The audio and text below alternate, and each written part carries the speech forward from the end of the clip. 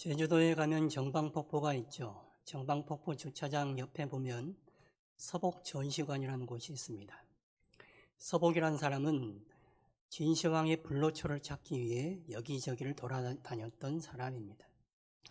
일선에 의하면 이 사람이 진시황의 불로초를 찾는 것이 목적이 아니라 진시황 치하의 그 힘든 삶을 벗어나서 자기가 살만한 좋은 땅을 찾아다녔다라는 말도 있습니다. 여하튼지 간에 이 사람이 불로초를 찾아 제주도까지 온 것입니다. 이 사람이 불로초를 찾다가 못 찾아서 다시 돌아간 곳, 그 항구를 서귀포라고 우리가 얘기를 하죠. 서복이 돌아간 항구나 해서 서귀포다 이름을 붙였다는 이름이 전해지고 있습니다. 진시황은 불로초를 찾기 위해서 백방으로 돌아다녔습니다. 제주도는 물론이거니와 일본도 갔을 테죠. 동남아도 갔을 것입니다. 그러나 결국 불로초를 찾지 못했습니다. 그의 나라는 16년 만에 멸망당했습니다. 영생을 찾으려 했지만 찾지 못한 것입니다. 이집트에 가면 피라미드가 크게 세워져 있습니다. 피라미드는 파라오의 무덤이죠. 파라오가 다시 환생할 것을 기대하면서 파라오가 살 커다란 공간을 마련한 것입니다. 그리고 생전에 파라오가 가지고 생활했던 모든 물품들을 거기에 넣어놨습니다. 엄청나게 큰 공간을 파라오를 위해서 만들어 놓은 거예요. 그런데 파라오가 다시 살아납니까? 영생할 수 있습니까? 그들의 바람일 뿐입니다. 인류 최초의 서사시이자 또한 가장 오래된 문학작품이라고 할 수 있는 길가메시 서사시라는 작품이 있습니다. 길가메시라는 반신반인의 주인공이 어느 날 죽음의 불안에 빠지게 됩니다. 죽음의 공포, 죽음의 두려움을 이기기 위해서 영생을 찾아야겠다 하고는 모험을 시작합니다. 그래서 신들의 세계에 가서 영생을 얻을 뻔도 했습니다. 그러나 결국 영생을 얻지 못해요. 그러고 나서 이 주인공 길가메시가 깨달은 것이 무엇이냐? 인간은 결국 죽는다는 사실입니다. 우리가 이 오래된 작품을 통해서 알 수 있는 것은 오래전부터 인류는 영생불사를 꿈꿨다는 사실이죠. 까마득히 오랜 옛날부터 사람들은 영생하고 싶어하는 욕망이 있었습니다. 그런데 그 오래전 사람들이 또한 깨달은 것이 무엇이냐? 사람은 결국 죽을 수밖에 없는 운명이라는 사실이에요. 그런데 오늘 성경은 우리에게 영생에 대해서 말씀하고 있습니다. 영생은 어디에서 얻을 수 있는 것인가? 오늘 본문을 우리에게 말씀합니다.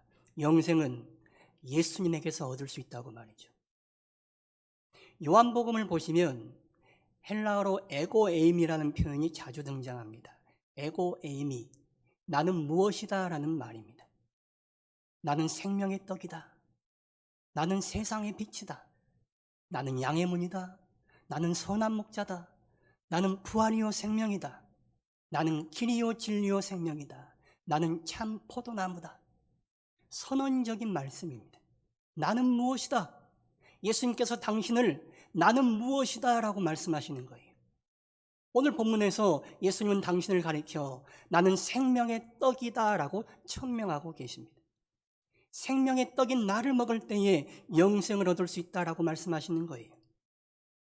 오늘 본문 47절과 48절 말씀 보십시오. 우리 말씀 같이 읽어보실까요? 진실로 진실로 너희에게 이르노니 믿는 자는 영생을 가졌나니 내가 곧 생명의 떡이니라. 믿는 자는 영생을 가졌다. 그리고 내가 생명의 떡이다 라고 말씀하십니다. 영생은 어디에서 오는 것이냐? 하나님께서 보내신 예수님을 믿는 자가 영생을 얻게 된다 하는 거예요. 그 영생, 하나님의 생명을 가져다주는 떡으로 예수님께서 이 땅에 오셨다. 그 떡인 예수님을 먹는 자마다 영생을 얻게 될 것이다 라고 말씀하는 것입니다. 49절 말씀 보시면 이스라엘 사람들이 광야에서 만나를 먹었어도 죽었다라는 옛날 이야기를 하고 있습니다. 출애굽한 이스라엘 백성들이 하나님께서 하늘에서 내려주신 신비의 양식 만나를 먹었습니다. 그러나 그 만나조차도 일시적인 양식이었습니다. 만나를 먹은 사람도 다 죽었습니다. 만나가 물질적인 어떤 것이 우리에게 영생을 주는 것이 아니라 하늘에서 내려온 산떡, 생명의 떡인 예수님을 먹는 자만이 영생을 얻는다라고 말씀하는 것입니다. 예수님은 생명의 떡이십니다. 그 생명의 떡을 먹는 자가 영생, 하나님의 생명을 얻을 수가 있는 것이죠. 50절 하반절에 보시면 이렇게 나오죠. 먹고 죽지 아니하게 하는 것이다. 예수님이 생명의 떡인데 이것은 먹고 죽지 않게 하는 것이다 라고 말합니다. 51절 중반전에도 이 떡을 먹으면 영생하리라 라고 말씀하고 있습니다. 생명의 떡, 그리고 이 떡을 먹으면 영생할 것이다. 이 먹는다는 표현은 비유적인 표현입니다. 우리가 떡이나 음식을 먹으면 그것이 우리의 에너지가 되어서 우리에게 힘이 생기고 우리의 생명을 유지할 수가 있죠. 그것처럼 생명의 떡이신 예수님을 먹게 되면 예수님의 생명이 우리 안에 들어오게 되고 우리가 예수님의 생명을 가지고 살아갈 수 있다는 거예요. 예수님의 생명을 가지고 살아가니 영생하며 살아갈 수 있다라고 얘기하는 것입니다. 먹는다 하는 것은 먹어서 내 몸에 흡수시켜 내 몸의 일부로 만든다 하는 것입니다. 음식을 먹으면 그것이 내 몸의 일부가 됩니다. 내 것이 되는 거예요. 예수님을 먹는다 하는 것은 예수님이 내 안에 일부로 들어오신다는 거예요. 다시 말하면 예수님을 먹는다 하는 것은 예수님과 연합된다 하는 것이죠. 예수님을 먹는다, 예수님을 믿는다라는 다른 표현입니다. 예수님을 믿는다는 것은 예수님과 온전히 연합되는 것을 말하는 것입니다. 예수님을 믿는다는 것은 그 믿음은 토끼의 간처럼 넣었다 뺐다 하는 게 아니라는 거예요. 예수님을 믿으면 예수님이 우리와 연합되기 때문에 그것은 뗄래야 뗄 수가 없는 거예요. 우리 안에 있는 뭔가를 하나 떼내면 우리가 살아있을 수 있습니까? 심장을 떼낸다, 간을 떼낸다, 뇌를 떼낸다, 살아있을 수가 없죠. 사람일 수가 없죠. 예수님과 우리가 온전히 연합되었기 때문에 예수님은 이제 우리와 뗄래야 뗄 수 없는 관계가 된 것입니다. 그렇게 예수님을 먹는 사람은 예수님과 온전히 연합된다라고 얘기하는 거예요. 예수님과 온전히 연합되기 때문에 우리는 예수님의 생명으로 살아가는 것입니다. 오늘 본문 51절 말씀 다시 한번 같이 읽어보겠습니다. 나는 하늘에서 내려온 살아있는 떡이니 사람이 이 떡을 먹으면 영생하리라. 내가 줄 떡은 곧 세상의 생명을 위한 내 살이니라 하시니라. 51절 하반절에 보시면 내가 줄 떡은 곧 세상의 생명을 위한 내 살이니라 말씀하십니다. 세상을 위해서 살을 준다. 그 살을 너희가 먹어라. 세상을 위한 내 살이다. 성찬에 대한 말씀이죠. 성찬이라는 것은 예수님의 살을 상징하는 떡을 먹으면서 예수님께서 우리에게 하신 일, 구속을 기념하는 것입니다. 그리고 예수님과 온전히 연합되는 거예요. 그게 성찬의 의미입니다. 다시 말해 성찬은 예수님과 다시금 연합되어 있음을 확인하는 자리입니다. 예수님의 살을 먹은 사람, 예수님의 살로 인하여 구원을 받은 사람은 예수님과 연합되는 것입니다. 그러니 예수님과 연합된 우리는 우리를 위한 삶을 살아가는 거 아니에요. 과거의 삶을 살아갈 수가 없습니다. 예수님이 우리 안에 들어와 계시기에, 예수님이 우리의 주인 되셨기에 예수님의 인도하심 따라 예수님을 위한 삶, 예수님과 함께하는 새로운 삶을 살아갈 수밖에 없는 것입니다. 51절 중반전에 다시 보시면 이 떡을 먹으면 영생하리라 라고 말씀하고 있습니다. 생명의 떡인 예수님을 먹으면 영생하리라. 영생이라는 것은 시간적으로 영원한 것만을 의미하는 말은 아닙니다. 또한 영생이라는 것은 죽어서 내세 영혼만 살아있는 것을 말하는 것도 아닙니다. 영생은 무슨 의미냐?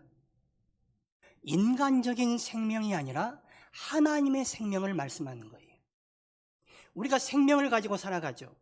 어머니 뱃속에서 태어난 모든 사람은 인간의 생명을 가지고 살아갑니다. 그런데 영생이라는 것은 이 인간의 생명이 아니라 하나님께서 부여하시는 생명, 하나님의 생명이 우리 안에 들어오게 되는 거예요. 그래서 영생한다는 것은 더 이상 인간의 생명으로 살아가는 것이 아니라 하나님이 주신 새로운 생명으로 살아간다는 것을 말하는 것입니다. 인간의 삶은 아담의 삶입니다. 첫사람 아담은 하나님의 주인 되심을 거부했습니다.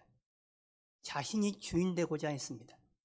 그 결과 인간에게 빈곤과 결핍이 찾아왔습니다. 그래서 우리가 불안과 문제와 갈등과 생로병사를 겪고 살아갑니다. 죽음과 죄의 권세 아래 살아갑니다. 그게 인간의 삶입니다. 그런데 예수님께서 생명의 떡으로 우리에게 오셨습니다. 생명을 주러 우리에게 오셨어요. 예수님이 주신 이 생명은 하나님의 생명입니다. 다시 말하면 하나님의 좋은 것, 그 하나님의 좋은 생명을 충만하게 주시기 위하여 예수님께서 우리에게 오신 것입니다. 그래서 그 생명의 떡을 먹으면 하나님의 생명을 가지고 살아가게 되는 것이고, 그 하나님의 생명이 우리 안에 있을 때에 우리는 죽음의 공포와 두려움 가운데 살아가지 아니하고 하나님의 생명 가운데 평안과 기쁨을 누리며 살아갈 수가 있는 것입니다. 예수님이 생명의 떡으로 우리에게 오셨기 때문에 그렇습니다. 죽을 수밖에 없고 유한한 존재인 인간에게 구원이라는 것은 창조주이신 하나님과 연결되는 것입니다.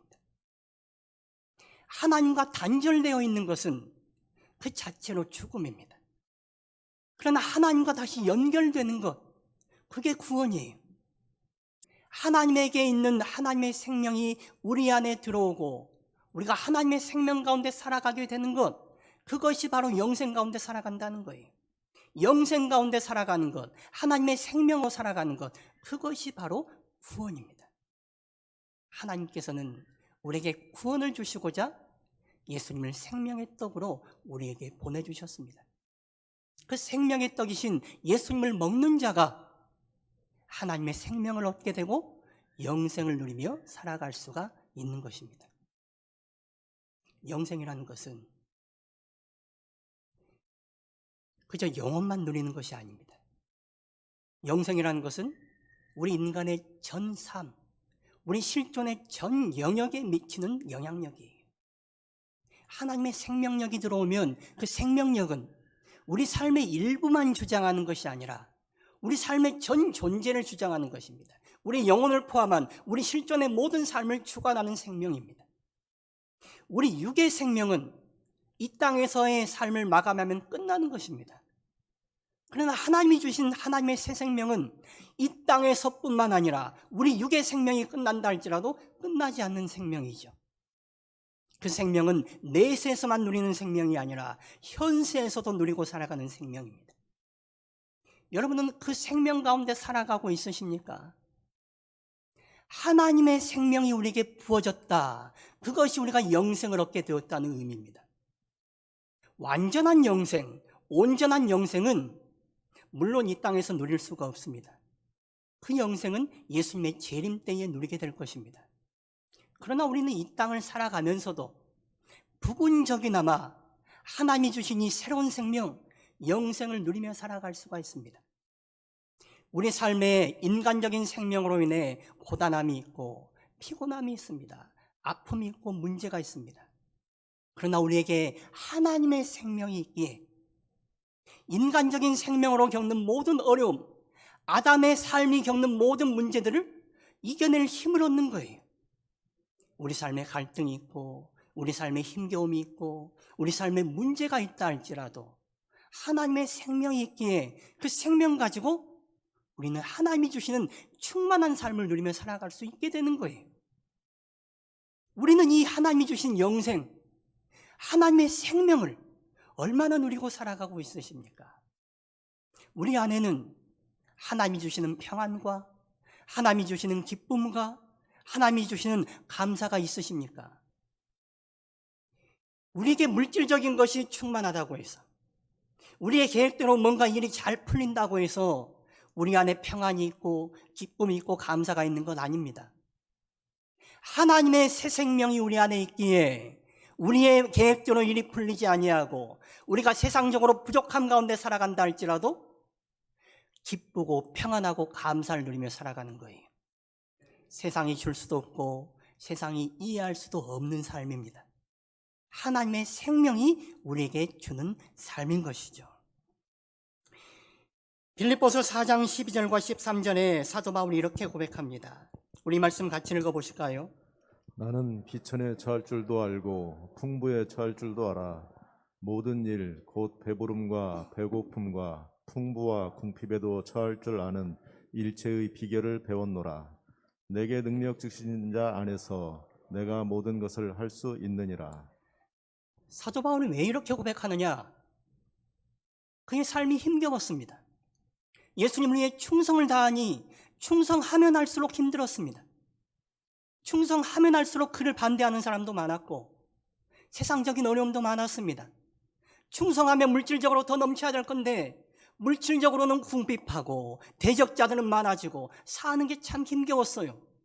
그런데 이 사람이 뭐라고 고백하느냐?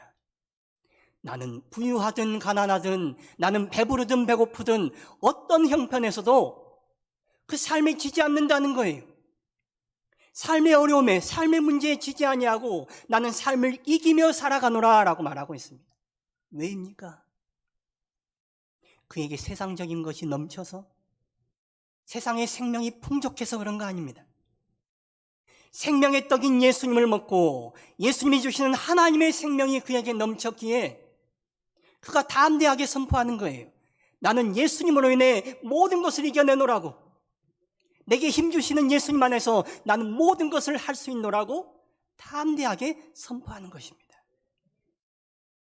하나님이 주시는 새로운 생명, 그것이 우리에게 힘을 주고 그것이 우리의 삶에 생명을 가져오는 것입니다. 에스겔 2장 3장을 보시면 하나님께서 에스겔을 선지자로 부르시는 장면이 나옵니다.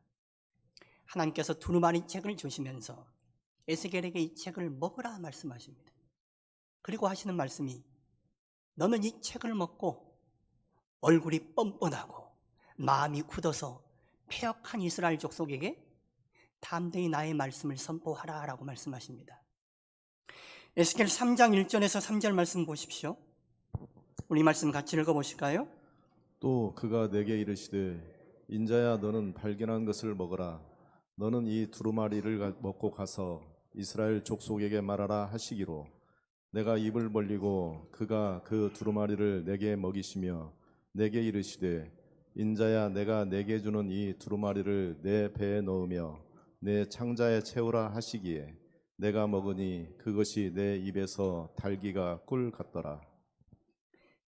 하나님께서 왜 하나님의 말씀을 먼저 먹이셨을까요? 선지자로 부름받은 사람에게 왜 하나님의 말씀을 먹이셨을까요? 하나님의 말씀이 곧 그의 생명이 되기 때문입니다. 하나님의 말씀을 먹지 않으면 그 또한 이스라엘 족속처럼 패역하게 살아갈 수밖에 없고 패역한 그들에게 하나님의 말씀을 담대하게 선포할 수 없기에 하나님은 그에게 먼저 하나님의 생명의 말씀을 먹으라라고 말씀하시는 것입니다. 하나님의 생명의 떡, 생명의 말씀을 먹고 너는 저들처럼 패역하게 살지 말라는 거예요. 그리고 저들의 얼굴이 뻔뻔하고 마음이 굳어서 강팍하고 패역하기 그지없지만 저들에게 겁먹지 말고 주눅들지 말고 담대하게 나의 말씀을 선포하라고 명령하는 것입니다. 하나님의 말씀을 먹어야 하나님의 양식이 하나님의 생명이 우리 가운데 들어와야 우리가 세상과 같은 삶을 살지 않을 수 있습니다. 세상과의 영적 싸움에서 지지 않을 수 있습니다. 세상에 이끌리는 삶이 아니라 하나님께 이끌리는 삶, 하나님을 위하여 살아가는 삶을 살아낼 수가 있습니다. 그래서 우리가 먹어야 할 것은 생명의 말씀, 생명의 떡이에요. 생명의 떡이요 생명의 말씀이신 예수님을 먹어야 하나님의 생명이 우리 가운데 들어오고 하나님의 생명이 있어야 세상의 생명을 두려워하지 않는 거예요. 세상의 생명에 끌리지 않는 것입니다. 하나님의 생명을 따라 하나님을 위하여 참 그리스도인다운 삶을 살아갈 수가 있는 것입니다. 제 막내 처남이 목포에서 목회를 하고 있는데 그 교인 중에 무화과를 재배하는 노부부가 있다 그럽니다. 무화과라는 것이 한 번 따면 끝나는 게 아니고 한 번 따도 몇 번을 더 수확할 수 있도록 계속해서 주렁주렁 열립니다. 이 노부부가 적당히 따야 되는데 따고 나면 또 열리죠. 저거 따다 팔면 돈이 생기잖아요. 또 따는 거예요. 그래서 무리를 하는 것입니다. 적당히 따고 절제하면 좋을 건데 무리해서 그렇게 계속해서 따다가 돈을 바라다가 결국은 몸이 상하고 두 부부가 다 요양원에 입원을 했다 그래요. 요양원에 입원하면 어떻습니까?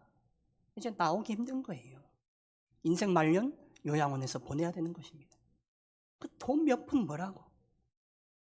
인생 끝난 거예요, 이제.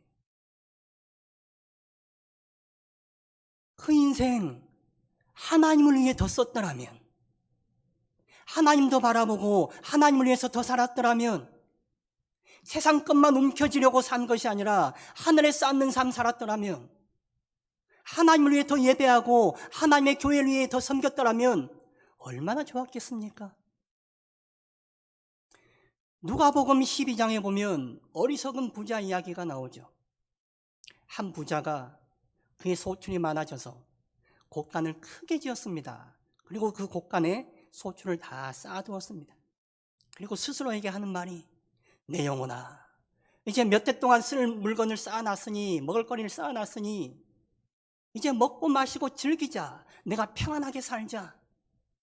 그런데 하나님께서 이렇게 말씀하십니다. 이 어리석은 자여, 오늘 밤 내 영혼을 내가 거두어가면 내가 쌓아둔 것이 누구의 것이 되겠느냐. 예수님께서 이 비유를 하시면서 마지막에 이렇게 말씀하십니다. 누가복음 12장 21절 말씀 보세요. 우리 말씀도 같이 읽어보실까요? 자기를 위하여 재물을 쌓아두고 하나님께 대하여 부유하지 못한 자가 이와 같으니라. 자기를 위하여 재물을 쌓아두고 하나님께 대하여 부유하지 못한 자가 이 어리석은 부자와 같다는 거예요. 여러분 어떤 인생 살고 있으십니까? 자기에게 부유한 인생을 살고 있으십니까? 아니면 하나님께 부유한 인생을 살고 있으십니까? 우리 삶이 얼마나 남았는지 알 수 없습니다. 우리 삶이 얼마나 남았는지 알 수 있다면 그 남은 삶을 대비하면서 우리가 더 잘 살 거예요. 그런데 하나님이 어리석은 부자에게 말씀하신 것처럼 오늘 밤 네 영혼을 내가 거두어 간다면 네가 쌓아둔 것이 누구의 것이 되겠느냐. 우리 영혼이 언제 끝날는지 알 수 없기에 우리는 늘 하나님을 의식하며 살아가야 합니다. 세상에 쌓은 것이 내 것이 아니라 하나님께 쌓은 것이 내 것이라는 것을 아셔야 돼요. 우리는 세상의 물질을 바라보고 세상 것만으로 살아가는 사람들이 아닙니다. 세상의 생명으로만 살아가는 사람들이 아니라 하나님의 생명으로 살아가는 사람들입니다. 하나님께서 부르시면 언제라도 하나님께 돌아가야 할 사람들입니다.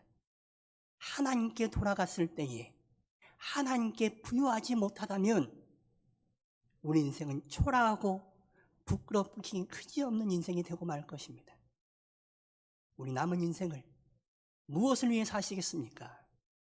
썩을 양식을 바라보고 썩을 양식을 나를 위해 쌓는 삶을 사시겠습니까? 아니면 하나님을 바라보고 하늘에 쌓는 삶, 하나님께 부유한 삶을 사시겠습니까?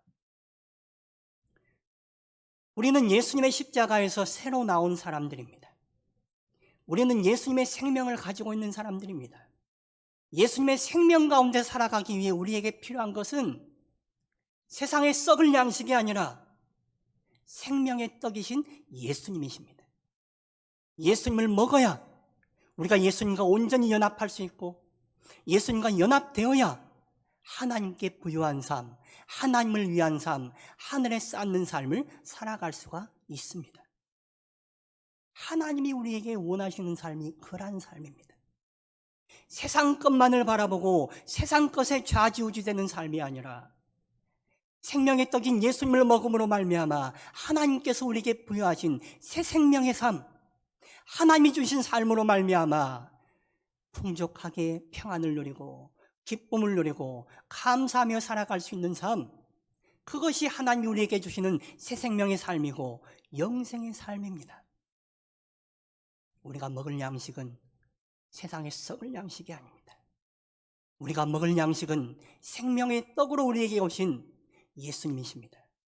그 예수님 먹어서 그 예수님의 인도하심 따라 예수님과 함께 예수님과 연합된 삶을 사는 사람처럼 참 그리스도인의 삶 살아가실 수 있길 바랍니다.